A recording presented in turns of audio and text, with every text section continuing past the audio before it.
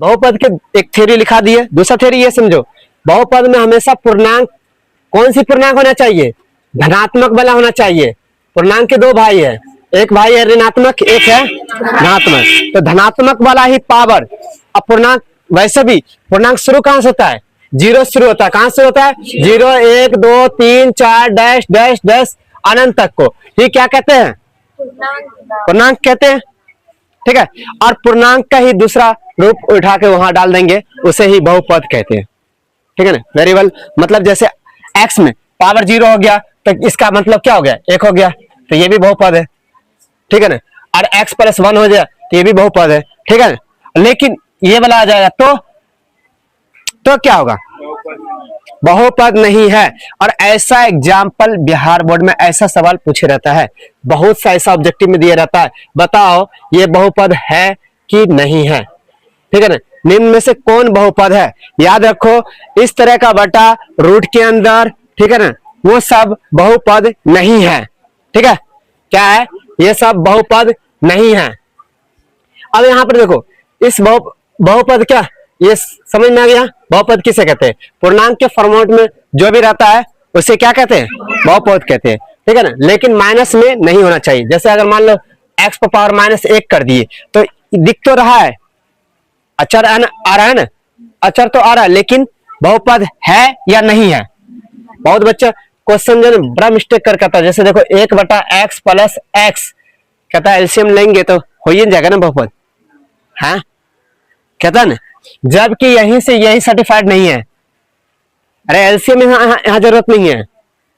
ठीक है, क्या नहीं जरूरत? एलसीएम जरूरत नहीं है, हमें बहुपद के रूप में होना चाहिए, एक सटीक होना चाहिए। या तो ऐसा लिख दो, ठीक है ना, ये बहुपद है, या तो इसको इस तरह से रूप में लिख दो, ये बहुपद है, लेकिन ये नहीं होना चाहिए, ये नहीं होना चाहिए, ठीक है ना, और ये नहीं होना चाहिए। ये सारे का सारे क्या है? बहुपद नहीं है। क्या है? बहुपद नहीं है। अब बहुपद में ये बहुपद के क्या, बहुपद होने का तरीका पकड़ना है। बहुपद कितने प्रकार के? जैसे इसमें कहते हैं, ठीक है, एक पदी, द्विपदी, त्रिपदी, अनंत तक के, कहीं तक भी जा सकता है। ठीक है, अनंत तक के। जैसे एक पदी, उसमें जिसमें सिंपल सी भाषा में इसको समझते हैं, जिसमें एक पद हो। क्या हो? जिसमें एक पद हो। जैसे अकेला एक आ जाए तो ये कौन सी पदी होगा? एक पदी होगा। ठीक है ना, और इसी में अगर हम अपने मन से एक और सेंटेंस ऐड कर दिए, x + 1, तो ये कौन सी पदी होगी? कौन सी पदी हुआ? अब आवाज आने है, देख रहे, आवाज नहीं, ठीक है ना। इसमें अगर x प्लस, ठीक है ना, y प्लस ऐसा कर दिया जाए तो कौन सी पदी है? त्रिपदी। अब देखो, अब आते हैं डिग्री समझते हैं। इसमें डिग्री भी होता है, ठीक है ना, मतलब घात। क्या आता है? घात मतलब पावर। ठीक है ना, पावर। तो हम पावर समझते हैं। अब यहां पर देखो, बिहार बोर्ड में एक तो सवाल पूछता है पूर्णांक की बहुपद किसे कहेंगे, निम्न से बहुपद कौन सी है? तो ऐसा ऑब्जेक्टिव अगर दे दिया जाए तो क्लियर हो जाएगा ना, कौन सा।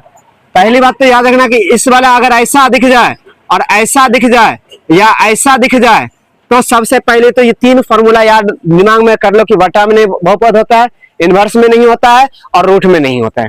तीन को चीज को दिमाग में सेट कर लो। ठीक है, कौन कौन सा? बटा, इनवर्स और कौन से है? बटा, इनवर्स, रूट। कौन से हैं? याद हो जाएगा। तो ये तीन। अब ऑब्जेक्टिव क्वेश्चन अगर तुम लोग जाकर देखेगा तो बहुत से ऐसे क्वेश्चन तुम्हारा क्वेश्चन बैंक में दे रखा होगा सवाल कि बताओ इनमें से कौन से बहुपद नहीं है। तो प्रैक्टिस करेगा, सॉल्व हो जाएगा। प्रैक्टिस देखने से पता चल जाएगा। अगर ऐसा बटा में प्लस में कुछ भी ऐड कर दो, पहले ऐसा बटा ग्रुप में मिल गया, सीधा सीधा मारेंगे, नहीं है। सिर्फ एक लाइनर में होना चाहिए। किस में होना चाहिए? लाइन में होना चाहिए। ठीक है, किस रूप में होना चाहिए? लाइन में। तो लाइनर को बहुपद कहते हैं। ठीक है, दूसरा डिग्री के बारे में बोल रहे थे। डिग्री, तो देखो डिग्री शुरू होता है शून्य घात से। कहां शुरू होता है? शून्य घात से। देखो जैसे तुम लोग याद क्या था, a पर पावर 0 बराबर क्या होता है? 1 होता है। क्या होता है? तो ये शून्य घात है ना। उसके बाद दूसरा क्या है? x पर पावर 2, ये कौन सा घात हो गया? 2 घात हो गया। ठीक है, अगर यहीं पर अगर 3 यहां ले ले तो कौन सी घात हो जाएगा? त्रिघात हो जाएगा। यहाँ पर 4 लेंगे तो चतुर्घात, ठीक है ना, 5 लेंगे तो पंचघात, ठीक है। इसी तरह से पावर बढ़ते जाएगा तो घात। अब यहाँ पर बोलता है घात अधिकतम कौन सी है, अधिकतम घात कौन सी है? तो देखो याद रखो कि सबसे बड़ा, सबसे एक लाइन में याद रखो, सबसे बड़ा डिग्री को ही घात कहते हैं। सबसे बड़ा, जो सबसे बड़ा होगा, जैसे सवाल, एक सवाल लेते हैं, ठीक है ना, x+1, इसमें पता घात कितना है? कितना दिख रहा है घात? कितना है?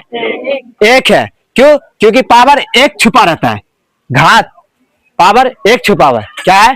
और एक बात याद रखो, एक घात वाला का एक दूसरा नाम भी है। एक घात वाले बहुपद में एक इसका दूसरा भी नाम है। बहुत ही लॉजिक से इस सवाल को पूछता है, बताओ रैखिक बहुपद कौन सी है? एक घात वाले बहुपद का दूसरा नाम है रैखिक, रैखिक बहुपद, ठीक है ना। बाकी सबका नाम दो चार अलग अलग चला जाएगा, लेकिन एक घात बहुपद का एक ऑब्जेक्टिव में क्वेश्चन आता है, बताओ रैखिक बहुपद कौन सा है? तो याद रखना सबसे एग्जाम्पल सटीक जिसमें एक घात हो। घात अब खोजने जाना, घात 1 वाला छुपा रहता है, एक जिसका भी साथ आता है वो छुप जाता है। देखो इसके साथ भी यहाँ पर भी 1 है, यहाँ पर भी 1 है, तो एक कितने जगह? 1 2 3, तीन जगह, तीनों जगह क्या हुआ है? छुपा हुआ है। क्या है? तीनों जगह घात क्या हुआ है? छुपा हुआ है।